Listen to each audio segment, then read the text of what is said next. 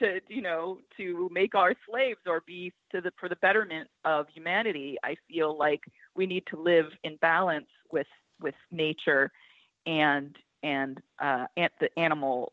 We're animals as well, and we need to treat them with respect. And so that's my feelings about it, and that's the story behind this book as well.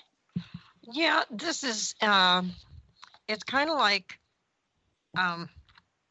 Anunnaki meets alien meets human, and the human we're not a very kind race.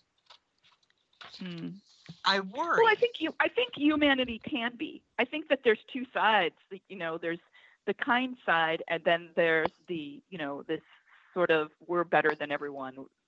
We're better than all creation. And I think that there is kindness out there. For example, if you see stories on Facebook where a little mouse falls down a hole and the whole town tries to rescue it. And that's beautiful, but then these same people are leaving traps on their houses, to kill these mice. So it's kind of interesting how humanity can be so kind, but then can also just be so evil. And we're just really not ready, And there's always going to be rogue scientists who you can say, okay, we're going to control CRISPR, and we're not going to allow that to be, to happen. But there's already been rogue scientists. There's a scientist in China who used CRISPR on twins, and before they were born, to try to cure them of AIDS, HIV, because I guess the father had it, so they were afraid that they would get it. So he altered their DNA. Now you can't just go around altering human DNA because that's now in the mix. That affects everyone.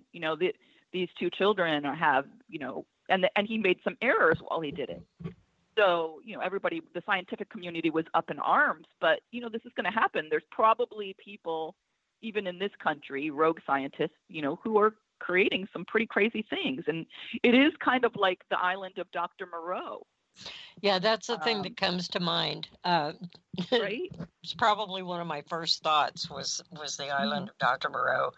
That is so bizarre. When you decided you were going to make the costumes and the masks for these folks, how did you decide what each character was going to represent? That's an interesting question. No one's asked me that one. Good. Well, yeah, that's great. I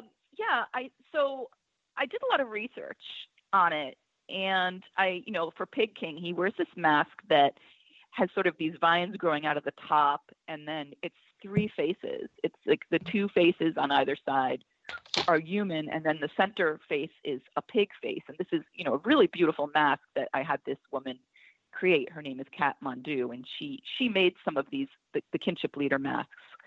And we just talked at Kat Mondu. I think I interviewed her last year. Really? Yeah. She's a burlesque dancer. She lives in she made a bus that she lives in that's really interesting. Like, she lives on her bus and travels around. But she made these masks, and we discussed it at length what I was looking for. And with Pig King, so there was a mask like that. There was someone who attended the original the Rothschilds ball in the 70s, and they wore a mask that had the three faces. And I thought that was interesting. So we did that, but we added the pig face in the front. So that, we thought about each one. With Kamadhenu, Kamadhenu is a goddess, is a fertility goddess in India. So because Kamadhenu is, she symbolizes cows and milk, and, that's a whole other thing they're doing. Scientists are making spider goats. And I actually spoke with the scientist who created the spider goats. And what it is it's a goat that they inserted the DNA of spiders. So the milk, when it comes out, has like a strong, they can make it into strong tether, because spider silk is just so strong. So they've added that to the spider milk. Now that's kind of interesting. It's not hurting the goats really. who knows? Like it's also part of factory farming, I guess, but not at this level. It could become like that, which would be problematic. But the spider goats don't look like spiders; they look like goats. So that gave me the idea for this character who is part cow and part spider, and she's constantly her lactating, is that the word? She's I think so. Constantly, yeah, and so I thought of the fertility goddess who you see pictures of, which is this cow with sort of this human face and the milk flowing out of her. So that we thought about that for that mask. So the mask has a very a strong Indian look to it, and the character does as well. So each one has something like that. Like Parthenope, she's part bird and part human and part bird, and she was created to have a beautiful voice, and like a siren, the sirens from the Odyssey. Yes, the sirens who lure men to the rocks and crash their ships. So I have a wonderful opera singer named Kate Laurie, and she's been in many of my shows, and she has a beautiful voice. So I made her sort of this siren goddess, this Parthenope. But the sirens, actually, I don't know if you know this, but they had chicken legs, bird legs, and some of them were half sea creatures like mermaids, but some of them also had chicken legs. So she's sort of part bird, part human. So each one has something like that. That's fascinating. That is absolutely amazing. There's a lot of history. There's a lot of different levels to this book. Yes, there are. And I don't think a lot of people would realize that unless they were up on their history or their sciences a little bit. So it really plays to the senses. What's next for you? I'm working on a story. I've been working on it for many years, and it's called Speakeasy Dollhouse. And my grandfather was a bootlegger during Prohibition, and he was mysteriously murdered. He was shot in Manhattan on the street, and nobody knew why. My mom was born the day he died, and because my grandmother went into shock. So I started researching this, and I've been working on it for quite some time. I did a show about it for about 5 years. And so I'm working on that. I'm also working on a story about a girl who is half tree and half human for young adults. And both of these books are for young adults. So, I like moving around. I originally was writing picture books for children, and then I started writing them for adults. And now I'm starting to work on books for young adults. Wow. That's a full plate. Where can people find your books? I also have a lot of animals here at my house. So I rescue animals. Well, you have models right there for your characters. I do. I have a house in the woods, and I have pigs, and I have chickens, and I have cats, dogs, a rabbit. So I do have a lot of, and they're all rescues. Well, that would be what you want best. Rescue everything you can. Exactly. That's my policy. I don't have time to do it.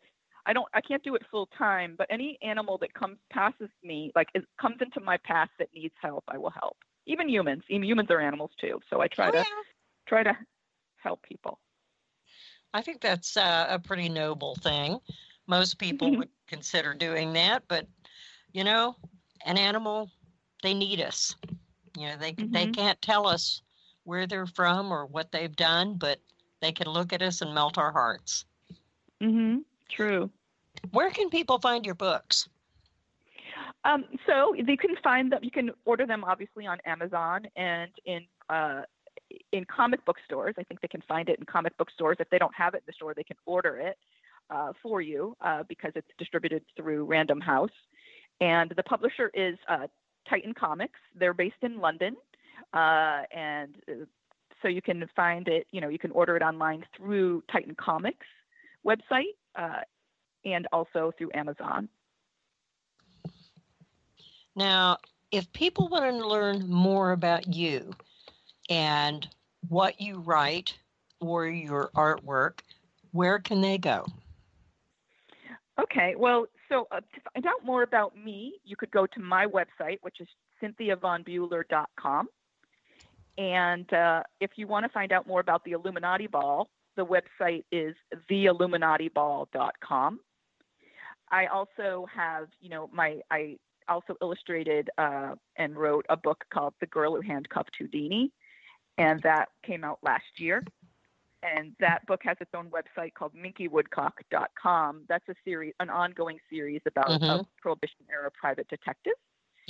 And so, but everything can be reached through CYNTHIAVonBuehler.com, because you can click on theater or books, and it takes you to all the different places and all the different things that I've done. You can also find me on Twitter. Sorry, go ahead. I'm on Twitter at Cynth Von Buehler. My full name wouldn't fit, so Cynthia Von Buehler didn't fit. So it's Cynth, CYNTH Von Buehler on Twitter. Awesome. Cynthia, thank you so much for joining us today. And I look forward thank you for having me on. I look forward to more art from you and more books. And The Girl Who Handcuffed Houdini, the title alone is enough to make me want to pick up that book. So that should be very interesting. I'll enjoy that. Yeah. Well, thank you for joining us. And will you be at the book fair this year? I am. I will be at the Miami Book Fair. Awesome. I'd really appreciate it if you'd sign my copy. Oh, sure. And I'll bring you a copy of the other book then. So you'll be there as well.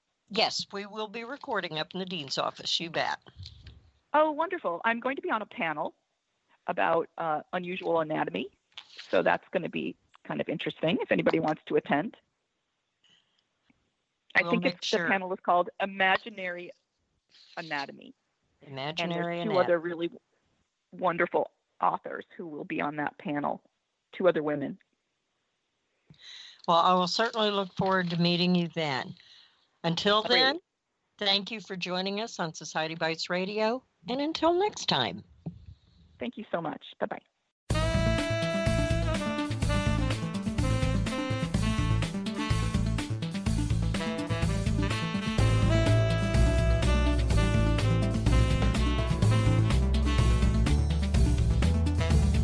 Thanks for coming in. See you tomorrow.